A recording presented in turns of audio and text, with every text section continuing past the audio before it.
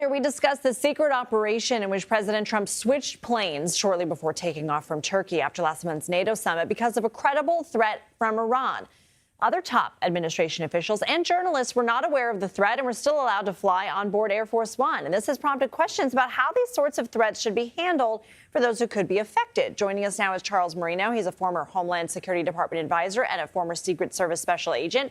He's also author of The Terrorists on the Border and in Our Country. Good to have you, sir. So several staff were on the plane. Journalists were on the plane. Yeah. Is there an obligation for Secret Service to inform everybody, hey, there's a credible threat?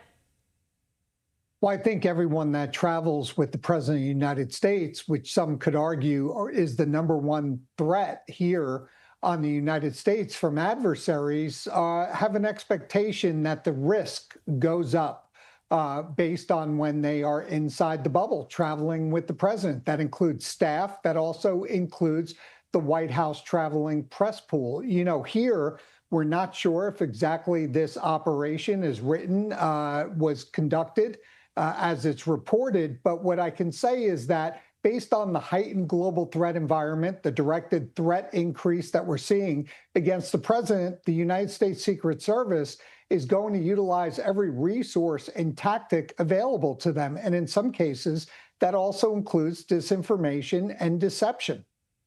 Is there a precedent for this?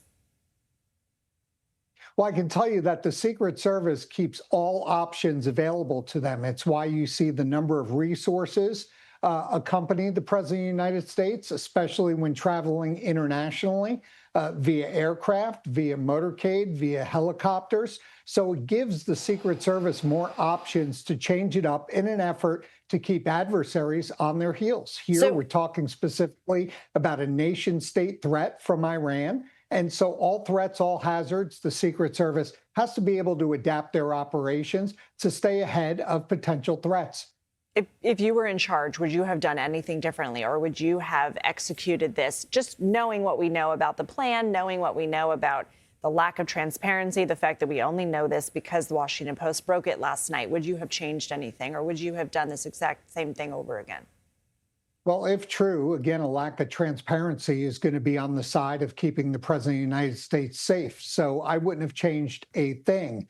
Knowing the hazardous environments that presidents of the United States travel in, the way the Secret Service keeps tabs on the intelligence 24/7, working closely with members of the intelligence community for them to assess these threats. I think what we saw here was a safe departure from Turkey by all members of the traveling party, the president, the staff, the traveling White House press pool.